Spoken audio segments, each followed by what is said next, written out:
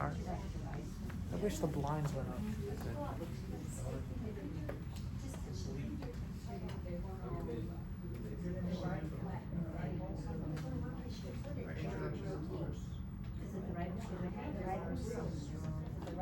do day two? Oh, day two? Actually, no. I'll do day two. You do day two. I'll do 1 and 2, you do 3. Because that's what I like to go over the email with you. Day 3 starts. Oh, yeah, I know what you mean. Oh, okay. It's skimming. It's like it's confusing. Yeah, it's confusing. It's just like top. It's in 4 slides, but it's just like this.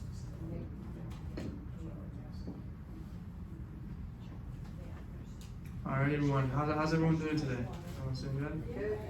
Alright, so we're just about ready to get started. And I hope everyone has a brochure. I am recording now, so this recording, as I just said a second ago, I'll put it on my website, I'll put it on YouTube. So if you have any questions and you don't remember them or you just want to see the presentation afterwards, it'll be online. And yeah, I'll be posting this online. So this is day 4 of cybersecurity. My name is Rohan Suri, and this is my friend Jack. We're gonna introduce ourselves in a second, but this is the 4th day in a 5-week series. So we come by every Saturday at 1 p.m. and we give a presentation on how to avoid scams and scam avoidance in general. All right, so this is just a quick overview of like the program as a whole. So these are the different weeks, week 1, 2, 3, 4, 5. Week 1, we just talked about implementing safe online practices. Week 2 was reliable and safe online offers. Week 3, which was last week, we just kind of discussed all the different types of online scams. This week is week 4. We're talking about how can we counter and prevent those scams that we learned about last week. And week 5, which is going to be next Saturday, that week is going to be kind of a game day, and it's going to be just kind of a review of the whole series. And we're going to play Jeopardy, and there'll be a little prize also. So that day's usually a little shorter, and it's usually pretty fun.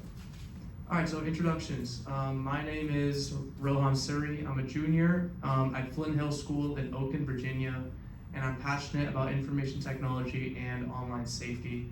So one of the reasons, or kind of the main reason that I decided to take up this opportunity and teach others about staying safe online is because my grandma actually fell for a scam, IRS, it was a phone call scam, and she lost close to $1,000. So that's one of the reasons that I kind of got into helping others with cybersecurity. And this is my friend Jack. I'm Jack Kitzmiller, junior at Oakton High School, a rising senior.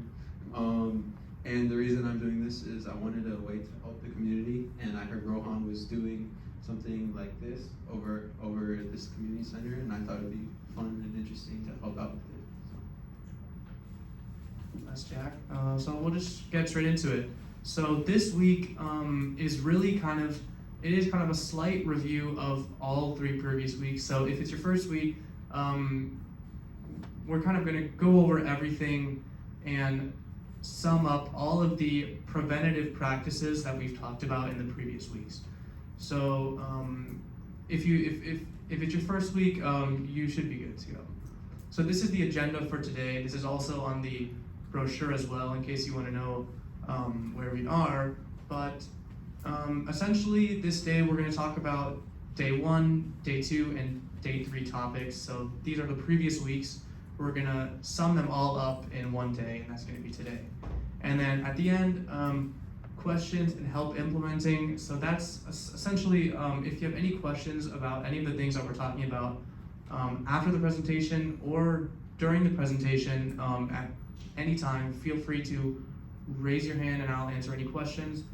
And usually we have a table. I don't know why they didn't have tables today, but usually we'll have a table here and we'll help anybody with their phone or laptop or iPad. Anything that you need help with, we'll come up here and you guys can come up here and we can help you out. And so, yeah, sure. I'm just reading this, your new folder. Yeah. And it says use a VPN when online. What is a VPN? a VPN is it's a virtual private network. I think I have a slide on it in the presentation. Yeah, I'll go over that. So day one topics were updating OS, antiviruses, strong passcodes, safe connections, and being vigilant. Day two, countering dangerous offers. Day three, which was last week, was countering skimming, ransomware, and scam calls. So day three topics I feel are actually the most interesting, so that's toward the end, but we'll get there. All right, so I'm gonna start off with day one. This was week one, day one. This is what we learned basically on that day. So we talked about keeping software up to date, and we talked about the importance of software updates. So cyber criminals and criminals in general are always changing their tactics to stay up to date. And that's why it's always important to keep our phones and laptops and computers up to date with the latest software update. And this is because if criminals are constantly changing their tactics, we also have to constantly change our security. So we always need to stay one step ahead of the cyber criminals, and the way that we do that is by keeping our software up to date. And how can you keep your software up to date? Well, there's a very simple solution to this. And essentially what it is you just turn on automatic updates on your device. And this is on almost every device now. Essentially what it is you go into it'll be in your device settings app, and essentially what it'll be, this feature will learn when you don't use your phone or device in general, and that's usually at nighttime. And it'll learn when you don't use your phone, and it'll update it when you're not using it. So usually at nighttime, past midnight or so, most people aren't using their phones, and your phone will learn that. And it will update your phone or computer when you're not using it. And so that's kind of the beauty of automatic updates, is that once you turn it on, you don't have to actually worry about it, because when you're not using your device, it'll update itself and keep itself up to date. There are just a couple things that you have to do though. You can pretty much do these things subconsciously anyways, but you have to keep your device plugged in or charging overnight. So in order for automatic updates to work, your device has to be charging while you're sleeping, and it has to be connected to Wi-Fi. Usually if you're in your apartment or your home or condo or anything like that, you'll be connected to your home Wi-Fi, and as long as you're connected to that, when you go to sleep, it'll be connected overnight, and you should be good to go. So here's some pictures of just how you can do it on, this is an iPhone. You go to your settings app, then you go to general software update, and then it's just this one, download iOS updates, and that is the box that you have to click. At the end, if you need help with this, it's pretty simple. We can do it in just a couple seconds, and if you need some help turning it on. This is where it would be in an Android phone. For people who use Androids, it is going to be a little different for each phone, but if you need help, we can come up here and we'll help you out. And as you can see, this says auto update overnight, and that's what we want. All right, antiviruses. I had a couple questions. Some people had a couple questions about this in the beginning, but an antivirus is essentially a program that it can be an app essentially. It's an app that we install on our phones and computers and iPads, tablets, things like that. It is a program that we install to protect ourselves from dangerous and malicious files and basically software in general. So an antivirus is going to protect our device from a lot of different malicious attacks, and that's its main purpose. So here are a couple things that an antivirus can do. They scan incoming data, they evaluate websites, and they can also scan files and apps on your device. And one important thing that they do is that they actually eradicate harmful files and data, and they can warn you if you are about to download something on your device that may be harmful. So that's kind of the main feature of antiviruses, that they can clean up your device from any harmful files and things that may be on your device that might be trying to harm you. And here are a couple examples of paid antiviruses and free ones.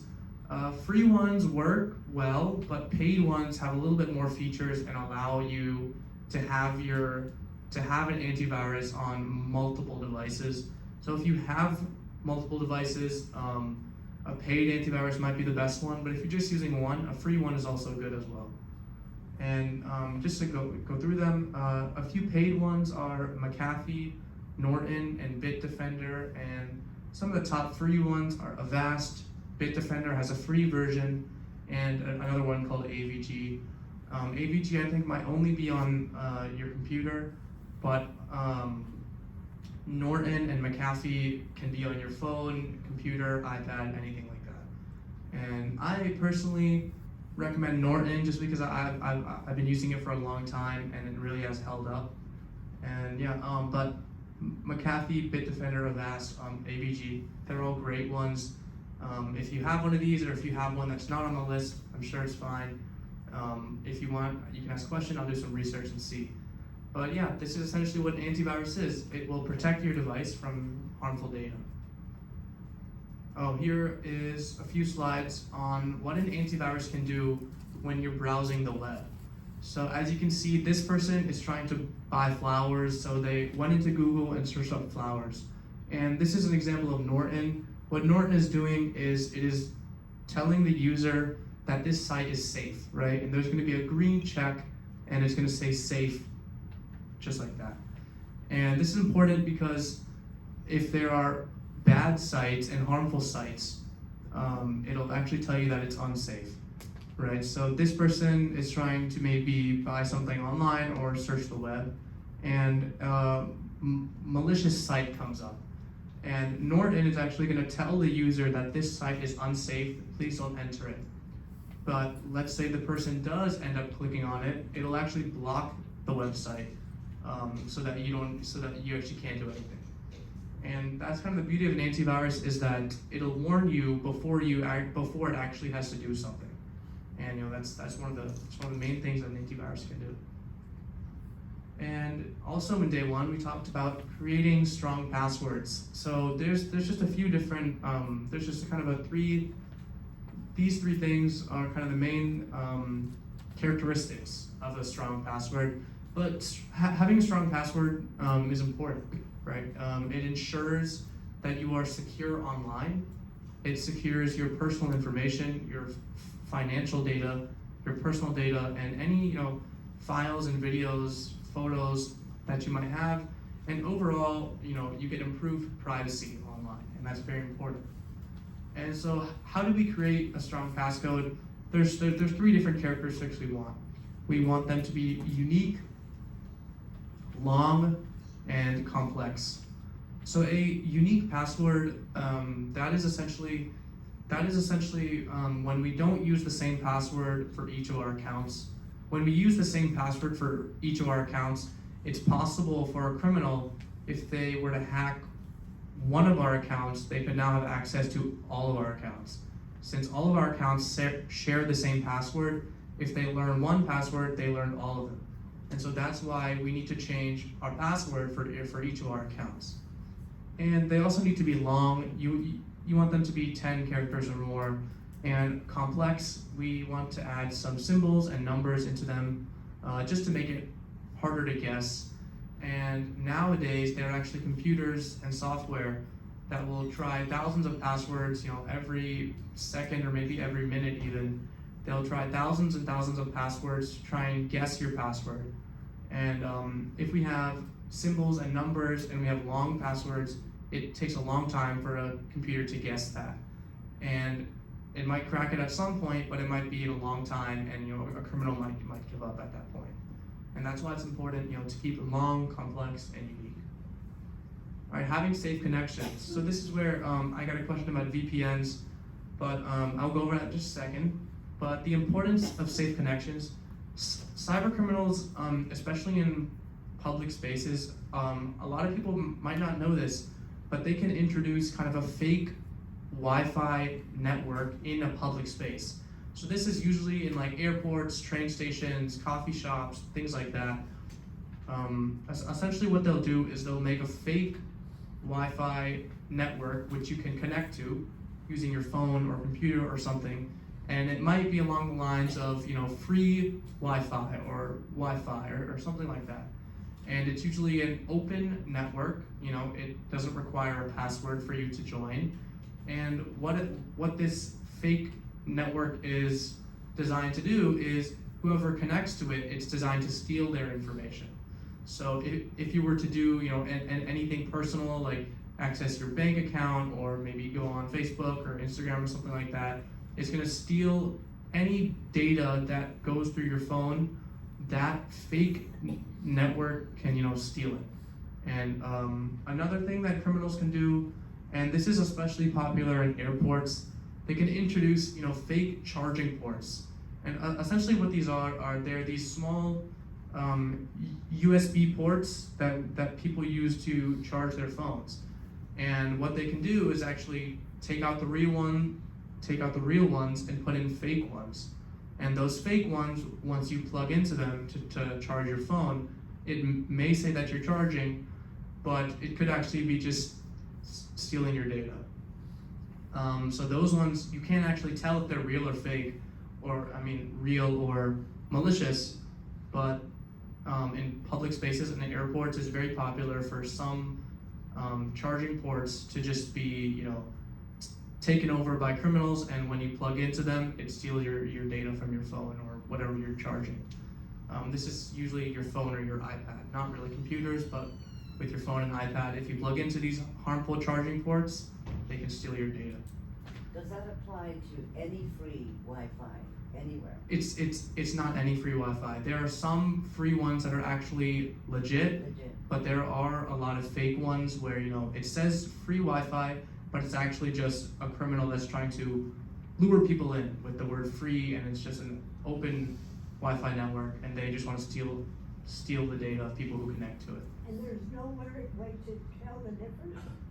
No. I mean, there is one way that even if we connect to these harmful Wi-Fi networks, that we can, you know, stay safe. I'll go over that in a second. Okay. Do you have a question, or that was a question? Okay, sure. Well, probably the ones in the doctor's offices, that should be sanctioned. Probably, yeah. So this is more in like, Airports. yeah, airports, train stations, coffee shops, any public space, malls even, any public space where there's a lot of people. In more private areas, like in this clubhouse, for example, there is a public network that I connected to, just because I know that, you know, it is kind of like a private area, so I shouldn't be as worried. But in more public spaces, you know, you have to be very vigilant. So how do we stay safe in public, right? So don't connect to like a random public network. There are two types of Wi-Fi networks. There's one which will have a lock next to it, and there's one which won't. The ones that have a lock next to them, that means that it's a secure Wi-Fi network, and it requires a password to join. And if it doesn't have a password to join, it's an open Wi-Fi network. And most of the time, the networks used by criminals are going to be open because they want as many people to join as possible, and they won't require a password. And so if you see, maybe if you're in a coffee shop or something, and there's one Wi-Fi network that says Wi-Fi and it requires a password, and there's one that says maybe free Wi-Fi, and it's an open network and you don't need a password to enter it, the one that has a password is probably going to be more secure than the one that doesn't have a password. And just to be safe, you know, don't access any personal information that you wouldn't want stolen or anything like that. Don't access any sensitive information on, you know, a public Wi-Fi network. If you're connected to a public Wi-Fi network, you don't want to access any, you know, personal information, banking information, financial information. That's just kind of a rule of thumb. You also don't want to make payments over a public Wi-Fi network, or at least try not to, just because if that Wi-Fi network does end up being malicious and you make a payment, your payment info, you know, can be stolen by the criminal. And this is an important one. use VPNs in public spaces to stay secure. So essentially what a VPN is it's an app on your phone, on your computer, on your iPad or tablet, and essentially what it does is it secures your internet connection everywhere, right? So when you use a VPN and when you activate it, right, your connection is now secure. So even if, for example, we were to connect to a fake Wi-Fi network, but we're using a VPN, the criminal cannot actually see our information, right? So that's what a VPN does, is it secures our information no matter what. Even if we're connected to a criminal's Wi-Fi network, but we're using a VPN, they can't actually steal our information because it protects it and encrypts it. And this applies anywhere, really. Sure. What does VPN stand Oh, for? VPN stands for Virtual Private Network. And so in the name private, yeah, sure. If you subscribe to Norton, do they automatically include a VPN on your phone? Yeah, so there are probably different plans for that, right? Norton is an antivirus, but they supply a lot of different apps, VPNs, password managers, antiviruses, and so they might have plans that include all of them, and they might have plans that just include some. So it just depends which plan you get. Sure. Is a VPN is that an app? Or? It's an app. It's an app that you can have on your phone, and on your computer you would just download it like any other software or any other app on your computer. And on your tablet, same thing. Sure. Do VPNs come automatically when this is a hybrid, or do I have to download it? Are they free? So yeah, so with VPNs, there are free ones and there are paid ones. So free ones, work, but they're not as fast and reliable. Paid ones, obviously they're going to be a little bit better because you're paying money for them. Free ones work well. I did talk about VPNs. I think day 2 or day 1 I went in depth on them, but one of the main ones would be NordVPN, and that one you have to download. And so for all VPNs, it's an app that you would download, and then you can activate it from the app. Any other questions about? How about in hotels when people use them to do because you do as much now, but to do the paperwork? Yeah, so usually, I remember this question, I think last week the same question came up, but essentially at hotels and things like that, there will be a hotel Wi-Fi network, but there have been cases where a criminal introduces a fake network in a hotel, and that can be broadcasted to so many people, and it's it makes life easier for the criminal. But usually when you are at a hotel, they'll give you a small little card that has kind of a username and a password for their Wi-Fi. And so that's why it's important to always connect to a network that has a password. So if you're at a hotel and there is a network that requires a password, that's probably the safe one. So in hotels, it is safe to do it as long as you're on the hotel network, which requires a password. Any other questions? I got a question. Oh, sure. Should a VPN always be connected or not connected? So it depends. You can have it connected at all times, and you're going to be safe all the time. If you just want to have it connected in public spaces and things like that, that's fine as well. But just know that when you're using a VPN, your connection can be just a tad bit slower. It's not really noticeable, but it is just a little bit slower. So if you're at home and stuff like that, and you want the fastest possible speed, using a VPN is it's not really necessary. But if you're in a public space, it is usually pretty important. Sure. The process of activating the VPN, let's assume that like you say, you've downloaded it and it's there, and you go to a hotel, and typically it's your name and a room number or something. Yeah. So you would go in there, and usually they present with a website that shows their building or something. Yeah. You say accept the terms and all that. And so how do you launch the VPN that you've got? Does that sit underneath of that somehow, or does that automatically launch, or I'm not sure how. So essentially the way that you would activate a VPN is once you go through that whole process of putting in your name and your room number and then you're connected at the end, then you would go ahead and turn on the VPN. And so it usually is as simple as just hitting connect. That's usually what it is. It'll just be a big button on the app. So once you connect to the Wi-Fi network after that, you would go ahead on your phone or computer, open the VPN app and click connect. So that's all you have to do. You just have to do it usually manually after you connect to a new Wi-Fi network, but after you connect, you just open the VPN and hit connect, and that's all you have to do. Any other questions? All right, let's move on. Day 2, I'm gonna go ahead and do day 2, and then Jackson to do day 3 at the end. So day 2, dangerous offers. How can we spot a dangerous offer? So there are a few like key characteristics that a dangerous offer may have, and here are a few of them. They can offer you money. They can, and usually they'll ask for financial details. They can request money, and that's usually in the form of gift cards or even Bitcoin. And they can offer discounts and coupons that are too good to be true, and they can offer jobs. And when they offer jobs, this may seem, it's this is kind of, you don't really expect this, but they can offer you jobs and then they'll charge you for a training fee, but this job is non-existent.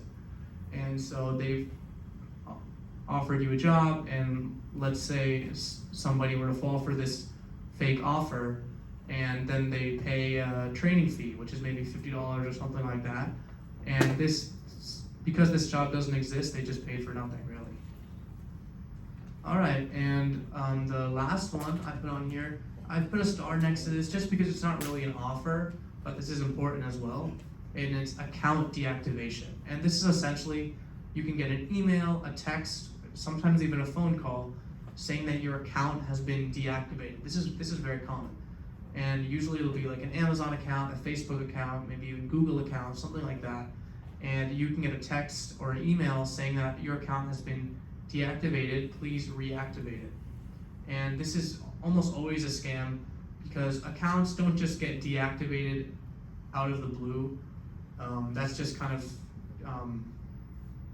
a rule of thumb that accounts don't really get just deactivated out of the blue, but this is a very common scam and it's something to look out for.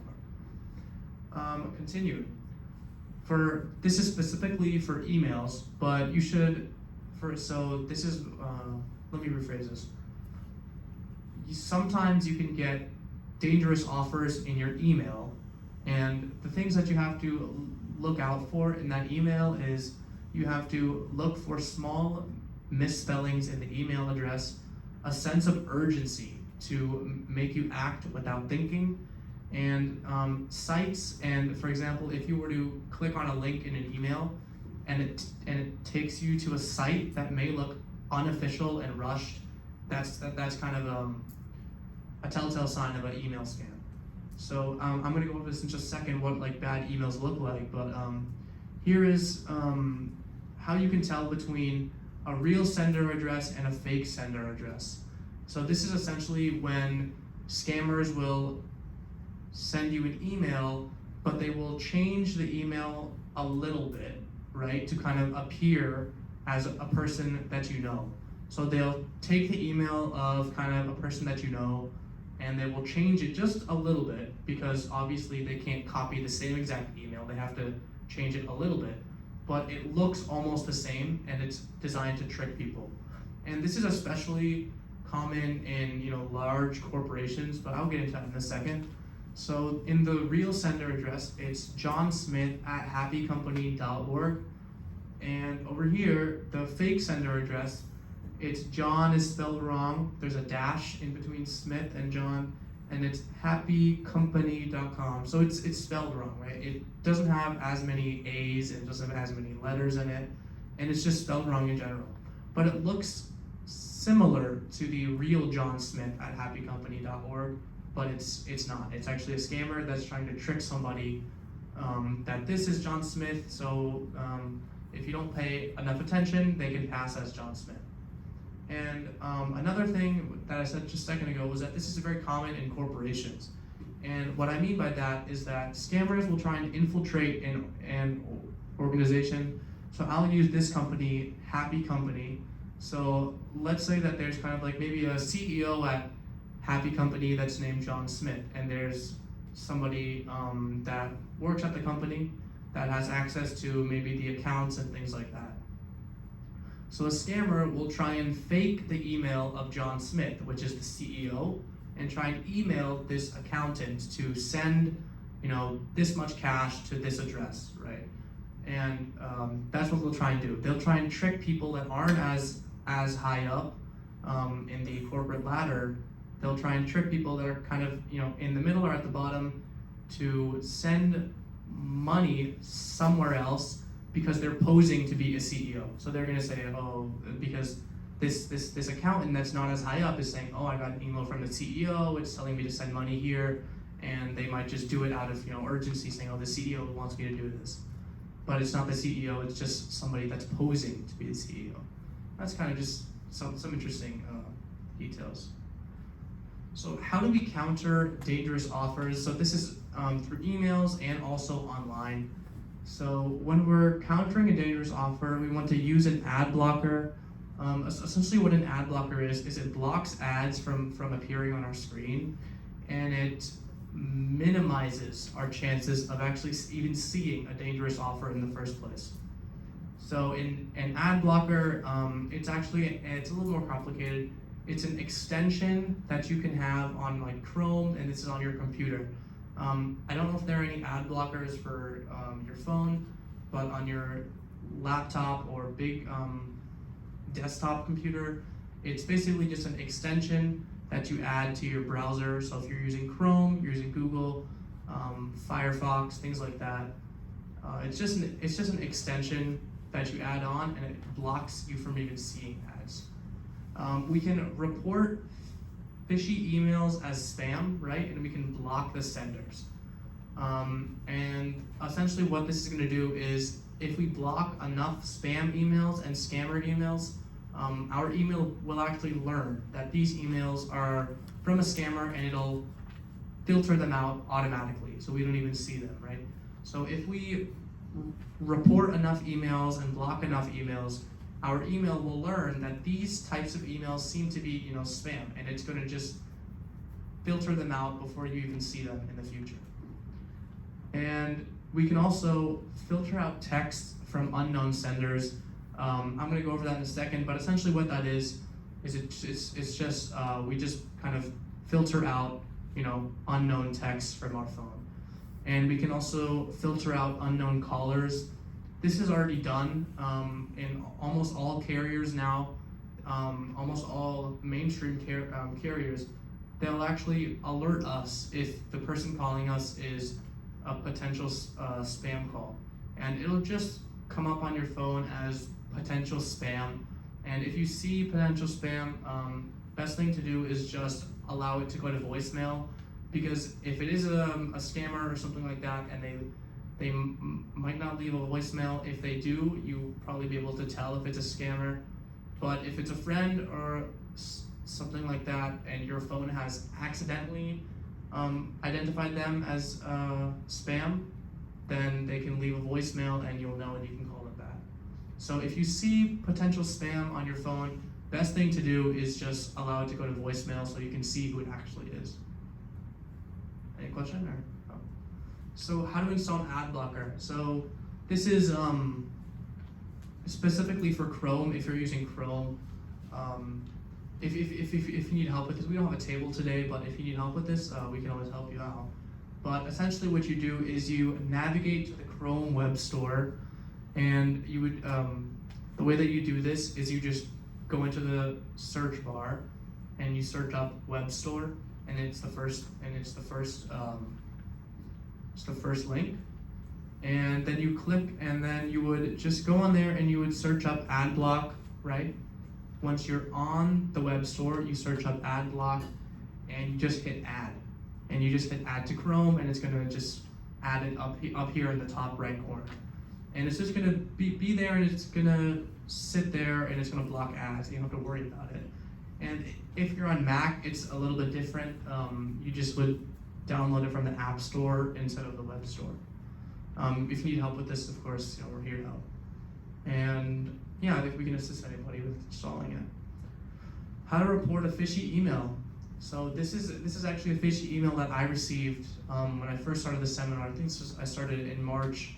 So this is an email I got in March, and the way that you report it is there are 3 lines at the top corner of your email. So once you open an email, it's a little small, but once you open an email, there are going to be 3 dots at the top right corner, and you click on those, and you're going to have a couple options down here. I circled them: report spam and report phishing, right? If you do both, that's great. If you do one, it's the same thing.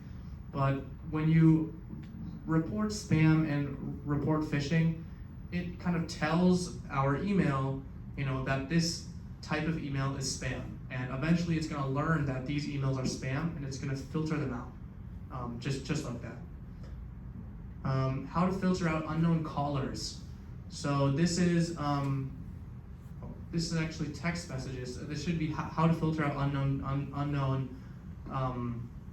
I guess it also is callers, but how to filter out unknown people from texting us. And so this is going to be in your iMessage settings, and you just have to turn on filter unknown senders. And then after you turn on this feature, your text message app is going to look like this instead, right? So instead of seeing all of our texts in one place, they're actually categorized into all messages, known senders, and unknown senders. So if a scammer ever tries to reach you, you're probably not going to have their phone number saved, and so it'll go into the unknown senders category, while people that you do know are going to be in your known senders. So this kind of allows us to kind of, not even see scam texts in the first place.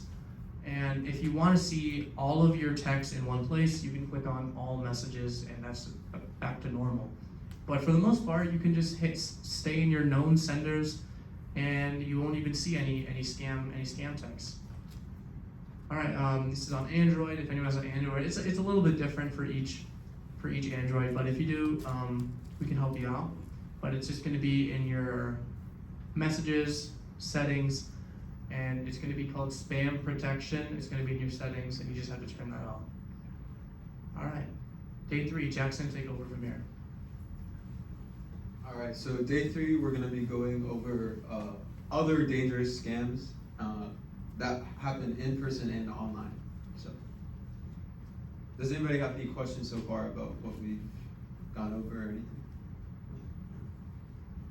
So first we're gonna go over skimming.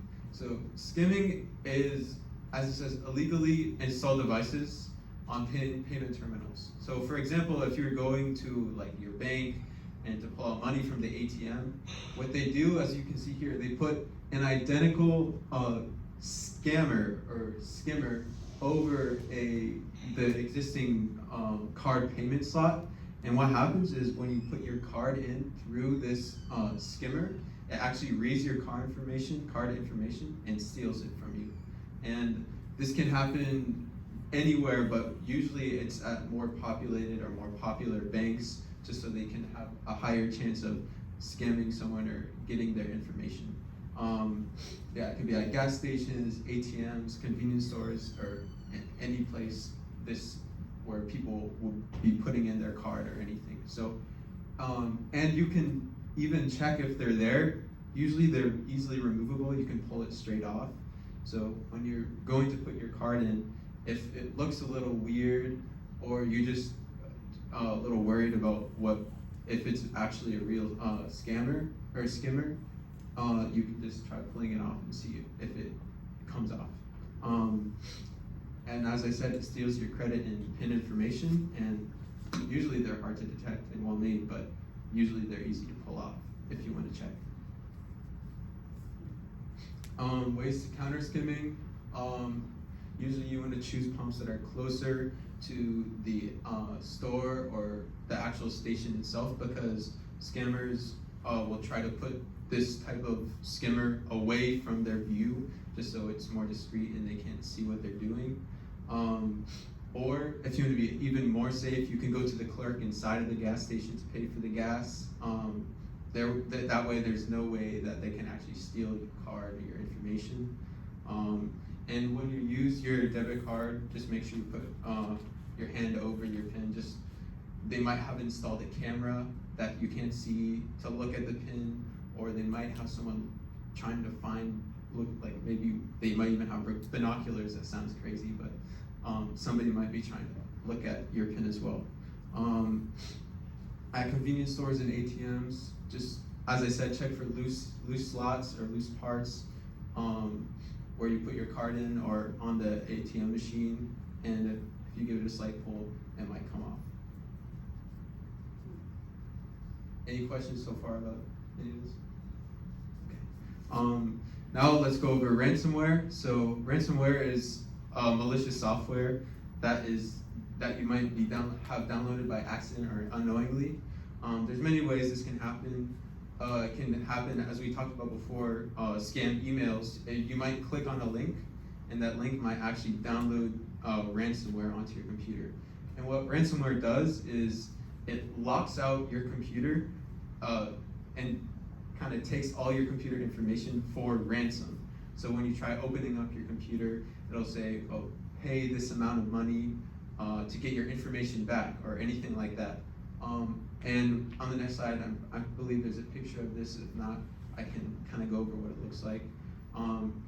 And if they may ask for your money to unlock your computer and get back your files and data, and that's basically what ransomware is. So, but as long as you stay vigilant most of the time, as long as you don't click anything sketchy or download anything that isn't right, then this will likely not happen to you. Or if you have an antivirus, as we talked before. So, antiviruses are one way to prevent ransomware from getting onto your computer and taking your data away from you. Another good idea is to back up your data on your computer. So even if they steal your data, you have it backed up somewhere. And there's different ways you can back up your information. You can back it up through online servers, which are safe and secure, or you can back it up through external like hard drives, which are like bricks, which some of you might even have. And when you back up your data, if ransomware were to take your computer over and say, we've locked out your data, you need to pay to get it back, you already have your data backed up on the online server or on your own hard drive. And we can help anyone later if they have any questions about this for data protection or backing up your data. And Norton, I believe, has online backup, iCloud for like Apple products like your iPhone or your Mac, and iDrive is just an online server where you can store your data safely and securely. Anybody have any questions about any of that? That is important on your cell phone, is it iPads or computers? You can put on any of those, and ransomware can happen on any of those, but it's more likely to happen on your computer. And it's not one of the more popular or common types of infections or viruses, but it does happen. Yes. You often read about that happening to like a school system or some server, in a public setting, but does that actually happen often to individuals? Not very often, but it can happen, and that's why we're going over it, just in case it does, because you can never be too safe or too vigilant about your information. Okay, that was the presentation. Thank you. All right, so yeah, that's all. Thank you guys so much. Is there any other questions on anything? Question. Sure. If you back something up on the computer, is it automatically backed up on the iPhone? No, so you actually have to have the same app on both your phone and your computer for it to work. Yeah. So any other questions about anything we talked about? I get a lot of telephone calls that says scam, Yeah. and normally I'll click it off, but you're saying, listen.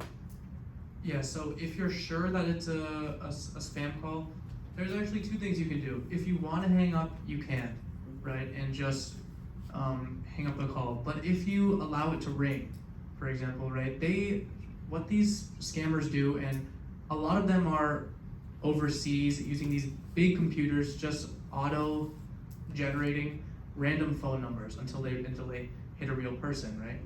But if you hang up the phone, they'll know that there's a real person on the other end, and they'll store your phone number for later. And they'll keep calling you and keep calling you from different phone numbers. But if you let your phone ring, right, they don't know that there's actually a real person on the other end because the phone just rang.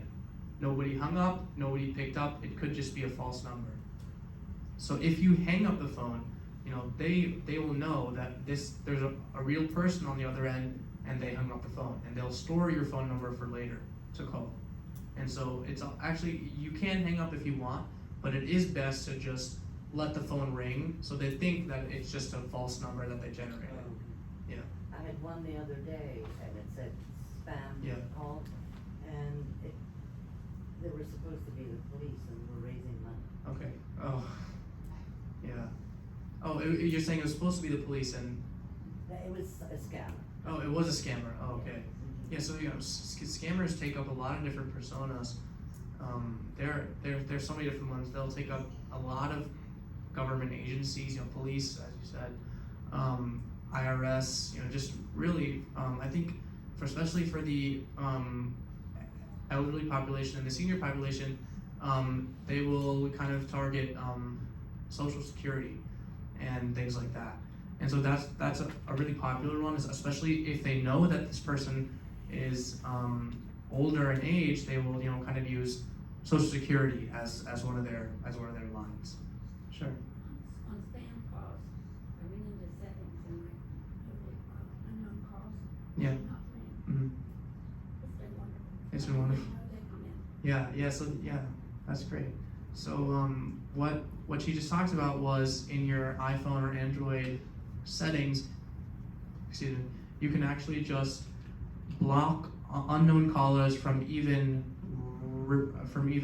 ringing, and essentially what that'll do is if an unknown person calls you, you won't even see it ring, and it'll just probably go to voicemail. They can leave a voicemail, and this is especially popular for people who get a lot of spam calls.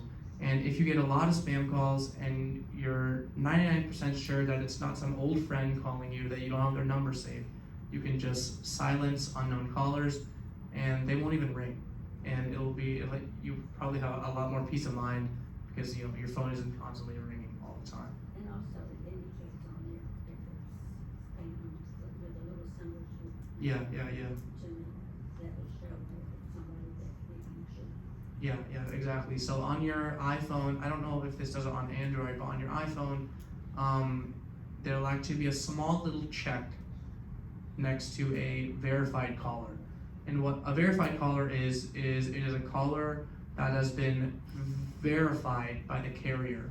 So if you have Verizon, AT&T, T-Mobile, things like that, if a person calls you but you don't pick up, right, and you see it in your call log, if there's a gray check next to their name or phone number, that means that it's a real person. But if there's not a gray check, that means it's most likely a scam or a spam call. Any other questions about it? Yeah, sure. You mentioned at the start that you're recording this presentation, Yeah. and are you going to have that? You said on YouTube. Are you going to send us a link to that, or how do we Yeah. get that? Yeah, so I'm going to put it on YouTube. I'm also going to put it on my website, on all my brochures, at the bottom of the front page. That's my website. If you just look on the cover. Okay. Yeah. It's Suri, my last name. Yeah. Suri Cybersecurity.com. That's my site. I have the dates for the seminars on there. I have recorded lessons and presentations, and yeah. So do you have any problem with us forwarding that to friends and Oh, no, of family course that not, of might course not, no. benefit from this presentation as well? Yeah, of course. So that's for anybody to view. Share the link as many times as you want with as many friends, any family, anything like that. Yeah. Thank you. Of course. Any questions? You got a question? All of a sudden, I don't know what it's Spam and scam, I've been using them interchangeably, but they are basically the same thing. Yeah, spam and scam are the same thing because spam calls are from scammers. So scam calls, spam calls, it sounds similar, but they're the same thing. Yeah, sorry to be confusing. Now, if the phone rings and it's a number you don't recognize. Yeah. But it doesn't say anything about spam or whatever. Yeah. Should we pick it up? If you don't recognize it, honestly, it's best to just allow it to go to voicemail.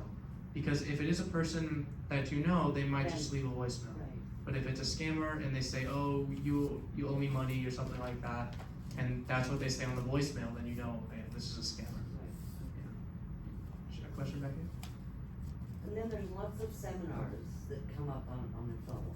A doctor, and he's talking to you about ailments or whatever, and goes through this lengthy Yeah. description. The script, yeah. But then at the end of it, they're selling No product. a product. Yeah, yeah. So those might not even be like scammers. They might just be telemarketers. Yeah, they might just be telemarketers. The question right here. It really wasn't a question, but, sure. one of my very good friends was scammed this week. Oh. And I'm not sure why. He's a very smart person. He's a retired from the government, a lawyer. But he was on one of these senior websites, Mm-hmm. and he met someone locally whom he liked. Yeah. And they had gotten together a couple of times, the golf course at the coffee shop. But they had come to an agreement. They really didn't want to see each other. He liked her, but Sure. she didn't like him. So then a few days go by, and he gets this text from her, or maybe it was an email, I'm not sure which, I think it was an email, because they had exchanged information. Or maybe some of the information was on the website, the dating site. Mm-hmm. So she sends him an email, and she said, hey Alan, I'm trying to order something for a gift for my nephew, my son, or someone, and he knew the names of the kids. Yeah. And she said, would you please go on to Amazon and buy this such and such card? Yeah. Because I don't have quite enough money and my charge card is, something's wrong with it. So Sure, he sure. fell for that. And he went on Amazon and bought this card, and he said he explained what to do, but anyway, it was processed and it came out of his account. And it wasn't a lot of money, Yeah. but it was a waste of money, because then a few minutes later, he got another email or text saying, it wasn't quite enough, would you put another $150 on it? Mm. So, like in this woman, and stupid as he was, he went and did it again. Mm-hmm. Another couple $100. So then after that, he thought, maybe that's not right. Yeah. So a couple of hours went by, he got the same email or text again. And he wrote, and he said, what kind of car do you drive? What's your license plate number? Yeah. And that was the end.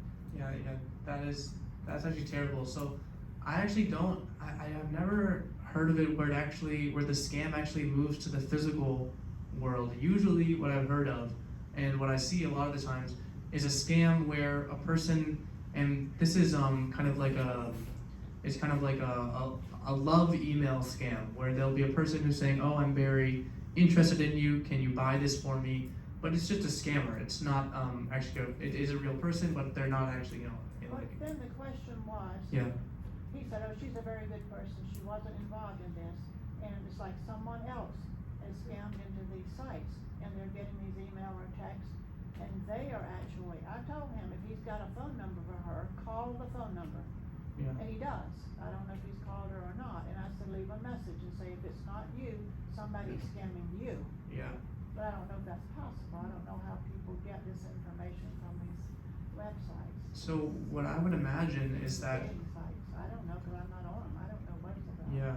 So what I would imagine is that scammers are actually infiltrating these sites, getting the information from them on who is seeing who and things like that, I'm reading this. and reading it and then posing as one or the other, asking the other partner, can I have money? Can I have things like that? I told him to call her and see if she picks up, and, Yeah. cause he doesn't think she's involved in it. Because that actually makes more sense that it wasn't her doing it, because I have actually never seen a scammer do something that involved in the real world. Usually scammers will create maybe they will create fake accounts online posing to be Yeah, maybe a that's man or a one woman. of those, a friend had Yeah, one of yeah, those. so they can pose online just using fake pictures that aren't of them. They can pose as people online and try and get people to send them money. But if they're actually meeting up in person, right, if they are using fake pictures, you know, they're not, you know, obviously if the pictures don't match, they're gonna be someone completely different. Most likely what happened is that website was infiltrated and the scammers actually used the information from the website to pose as somebody Yeah, that's asking, what I you know, thought. one of the people on there. But that is pretty scary because, as you said, he had seen her in person before. A couple of times. Yeah. He said, I don't believe she asked for money. He Yeah. said she didn't appear to be needy in Yeah. any way, and she was a local person. Yeah, that makes sense. So I would imagine that the reason that the scammers are trying to infiltrate this specific site is because once a person has seen the other person physically, they're not expecting kind of a virtual scam from them. No. If you understand. Could AI enter into that situation? I think I most likely could, honestly. AI, so actually I should mention this before I delve into this, but there has been a scam, it's more recent, but it's essentially when you get a phone call and they'll ask, can you hear me? And if you say yes, okay, or anything like that, they'll actually record you saying yes, they'll record your voice saying yes or okay or that's good or something like that. And they'll use your voice to call other people that you know and you know, kind of make things like from your name, right? So they can call, you know, friends and family and things like that and ask for money and things like that, and they'll use your voice to ask them. And because these people aren't going to ask for your ID over the phone, they just go through voice, and that's how it works. They say they often call and say, is this so-and-so? Yeah. You say yes. Yeah, exactly. Yeah. All the time. Exactly. So they'll once they gain, you know, like your name and things like that and your phone number, they'll call you, ask, is this person? You say yes or okay or something like that, and they can use your voice recording to actually, you know, do things in your name. And this is more of like a personal. It's more when they actually choose a specific target and go after this one person. Obviously, if they're calling random people, it's not going to work as well because they don't have their connections. But once they target one specific person, or even I would imagine in a corporate environment, right, where you know, in a corporate environment, all the employees and higher ups, or not all employees, but higher ups and things like that, are actually on the company's website, right? Their photos, their names, and who they talk with is on the website, and they can actually pose as them using their voice, things like that, and try and get money out of somebody. Yeah, sure. Somebody calls like that and said, I want to answer and say yes. When you say, well, who are you calling? Yeah, Or something like you that. can, yeah. Rather than the yes, neutral type of response. Exactly. Yeah. So if you do end up picking up a call from a random number, it's probably best not to start with a yes or something like that, because once you say it, they'll just hang up. And the best thing to do is to just not pick up calls from random phone numbers and just let it go to voicemail. That's always the best thing to do in like any scenario. Even if it is a person that you know, they can leave a voicemail. If it's a scammer and you don't want to get tricked, you know, just allowing it to go to voicemail is the best thing to do. Any questions about anything? Anything I talked about? How are we supposed to keep ahead of all of this? Yeah. So Wait till AI gets, and then you'll be completely gone. Yeah. AI can imitate your voice and you will know it. It does. Call one of your friends and say this is you. And if you don't see the person, they can get away with murder. Yeah, it's fucking scary. horrible. It is scary. Yeah, so that's what Jack and I are here for, right? In the modern day, right, there's so many different ways for criminals to stay undetected and just kind of do anything they want without being traced. And with new technologies like AI, they really are just taking a foothold in the scamming industry, because they can imitate anybody's voice, really. So and they can especially imitate people that speak in public a lot. So this can be presidents, prime ministers, anything like that. People who give a lot of speeches and things like that. As long as it's been recorded, AI can use that sample and talk just like them, using their same voice. And I would imagine, I don't know if this is, I don't know this for sure or not, but I imagine if you were to have a small conversation with a scammer and they record it, they can input that into an AI or give it to an AI system, and now they can speak just like you and say anything they want. That's what I would imagine that'd be possible. But it is very scary, and all the other days, this day, we didn't delve deep into really any one thing. We kind of went briefly over all 3 days, all 3 prior days. But I'll hopefully be doing this again, 5 more days, and we'll just run through all 5 days one more time. And each day will be kind of more in depth on how to prevent ourselves from falling for scams and scammers and ransomware and things like that. We'll be here then, is it just Saturday, continuing? I think so, next week is week 5, which is the last day, and then after that I'll be talking with Miss Carey about doing another series. But I'll ask her to do one more after this one, or at least a couple more hopefully. So yeah, any other questions? So that phone call that I got the other day, and they were supposed to be the police raising money, Mm-hmm. I said, this is a scam call, Yeah. and hung up. So now that person's got my voice. They might. There are some who don't record and some who do. Right. I think the ones who do record, their primary purpose is just to get your voice. They won't actually pose as anybody. They'll just say, oh, can you hear me, or is this so-and-so? So if they're actually posing as somebody fake, or they're trying to pose as a police, for example, or the IRS, most likely they're not recording. They could be. I'm not gonna guarantee or anything, but usually the people who are recording are the people who are just trying to get a voice from you. Yeah. But yeah, before I wrap up, Jack and I wrap up, is there anything that you guys think we could do differently to improve the next seminar? Any feedback, anything like that? Anything welcome? No, it's excellent. All right. It's excellent. This would be very helpful. Thank you. Yeah, I appreciate it. Very good, thank you. Thank you. Very good. Thank you so much. Of course. All right. Well, we'll be up here if you have any questions, and thank you guys so much. Have a nice day. Thank you. Okay, your water's here. It's wandering all over the place. Now we gotta remember it.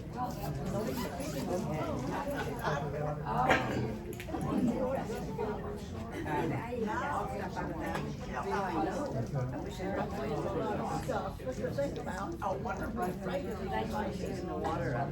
I'm feeling you live in. I know it. Said yes. Hi, how are you? Hey, Catherine. Hi, everyone. How are you? Well, thank you. Were you in all of that? No, I just came in at the very end. Oh, it was very helpful. Yeah. So, Avenger said there's gonna be on YouTube. Yes, yes.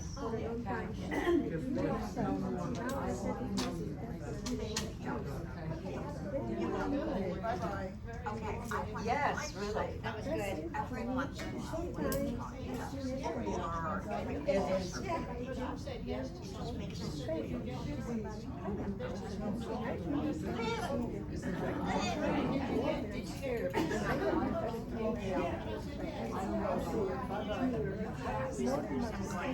They're both taking questions. Okay, oh, and there's Miriam too.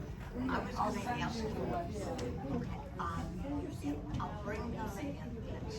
Yeah, so I'll run into you somewhere. I want